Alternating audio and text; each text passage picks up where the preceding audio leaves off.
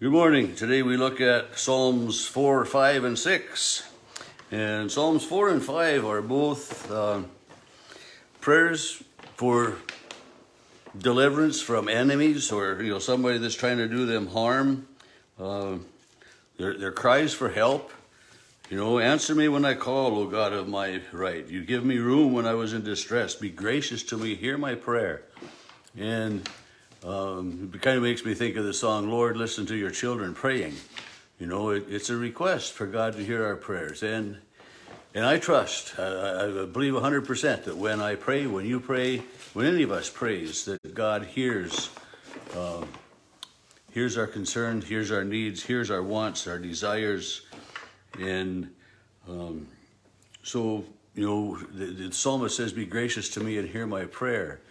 And a lot of churches will use petition prayers, and you pray a petition as Lord in your mercy, hear our prayer. And it's just a good reminder that when we speak to God, that we can trust that He does hear our prayer. And then starting verse 2, then it's kind of the telling what's going on. How long will you suffer honor, suffer shame? How long will you love vain words and seek after lies? And somebody's saying, telling lies about him and slandering him basically that way. And then again, after those verses, we have that word Selah, which there's a that brief interlude of sorts in there, and we'll see that over and over and over throughout the Psalms. And in verse 3, the Lord is set apart the faithful for himself. The Lord hears when I call to him. Again, that statement of faith, knowing that God listens, that God hears. And then verse 4, this version says, when you are disturbed. My New King James says, when you are angry, do not sin. Or be angry, but do not sin. And that reminds me of Jesus when he came to the temple and found the money changers. And the people there were ripping people off, And, he had a righteous anger, and he turned the tables over and did all of those things. He was angry because they were making his father's house a den of thieves, he said. So it's okay to be upset when things are going wrong or when people do wrong against you, but yet even then, we aren't to sin. We aren't to, if somebody backstabs us, we don't turn around and backstab them, slander them, talk bad about them. We don't get even with our enemies that way. So we are to be trusting in God. Offer your sacrifices, put your trust in God. And verse 6, so that second part, let the light of your face shine upon us, O Lord. You put gladness in my heart, verse 7.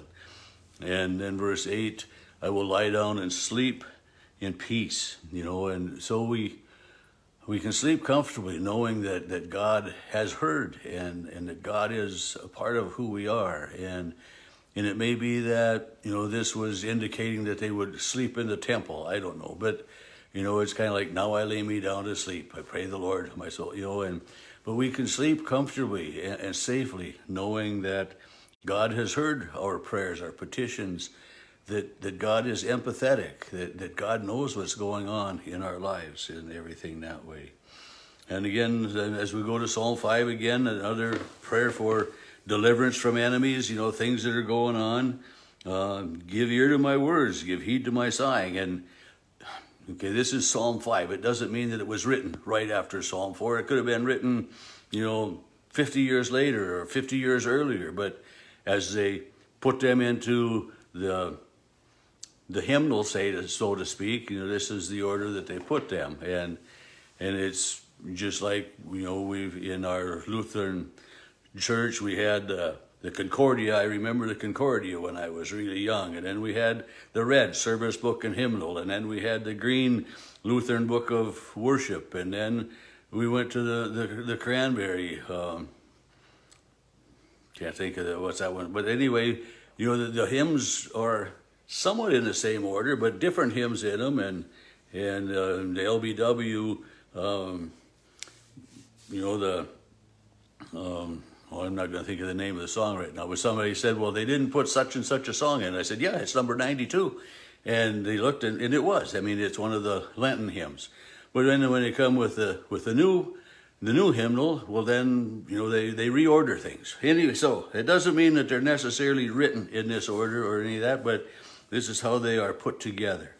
And all of the Psalms for, deliverance from enemies aren't necessarily right together, but, the Psalms are divided somewhat into sections that way.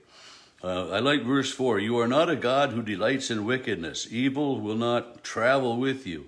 The boastful will not stand before your eyes. You hate all evildoers. And that's true. I mean, God doesn't condone it when we do bad to others or when others do bad to us. That's just, the psalmist says, you destroy those who speak lies. The Lord abhors the bloodthirsty and the deceitful. And he goes on, and in verse 10, make them bear their guilt. Let them fall by their own counsels. Kind of let them get their own just reward, and in so many ways that way. And then the last couple of verses again are a statement of faith. You spread your protection over them so that those who love you may love your name, may exalt in you. And just, the prayer of asking for deliverance, asking for God to hear, and yet, and I shouldn't say and yet, included with the statement of faith. In Psalm 6, kind of takes a little bit of a different curve. Rather than asking for protection or deliverance from a personal enemy, it's asking for healing in sickness. You, O Lord, heal me, for my bones are shaking with terror. My soul is struck with terror. While you wait, that's verses 3 and 4, and I think about, hearing those words, you have cancer. I mean, the terror that comes, or you need to have surgery, or your eyes are failing. I mean, there are so many things that happen in our world today that we, oftentimes we hear it happening to someone else, and we're kind of removed from it. But when we hear those words ourselves, or someone we know and love hears those words and shares them with us, I mean, we are that way. We are, heal me, I am languishing, I'm wasting away, I'm overcome with anxiety and worry, and so much is going on in our lives. My soul is struck with terror, and it is. I mean, there are just so many things that are out of our control that way, and so this is a plea for healing. Turn, O Lord, save my life, verse 4. Deliver me for your sake and your steadfast love. For in death there is no remembrance of you, but he's just asking from the very bottom of his heart, her heart, whichever. I am weary with my moaning every night. I flood my bed with tears. I drench my couch with weeping. My eyes waste away because of my grief. This person is searching. This person is hurting just terribly, and coming from God, or coming to God with all of this pain and agony and worry, and just saying, my life is consumed with this. And deliver me. It says, depart from me, all you workers of evil, for the Lord has heard the sound of my weeping. And so the psalmist is asking for all of the worry, all of the weight of this terrible diagnosis to be lifted enough so that he can go on living.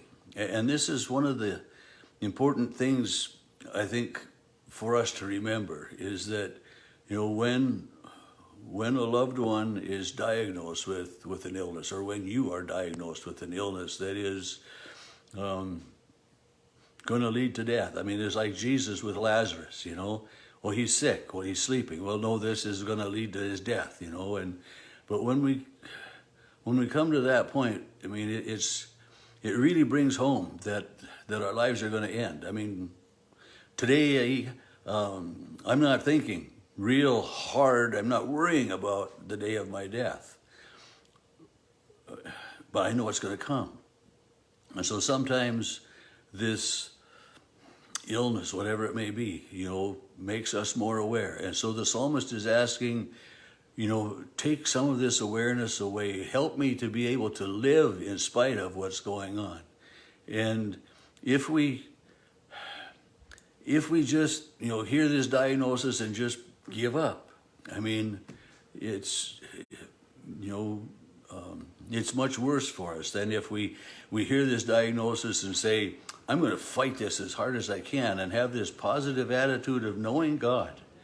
And I've, talked with many people, in the last years of being a pastor, of their pain and of their agony, of their knowing what's going to happen. And, their faith in God is just amazing. And this psalmist in Psalm 6 is asking God for healing, for deliverance. And, verse 9, the Lord has heard my supplication. He has heard my prayer. And again, this is such an important thing to know. And it starts out, I talked about it in the other Psalms, answer me, O God, when I pray, hear my prayer. And we trust 100%. I trust 100% that God hears our prayer, that he knows our pain, he knows our sorrows, he knows our joys, he knows our hopes and our dreams. And he's always there. He's giving us the support to go on when without him it would be so much harder. And this is the joy, this is the hope that we have as Christians, that even when our physical bodies are past that point of healing, our spiritual body continues to reside in God.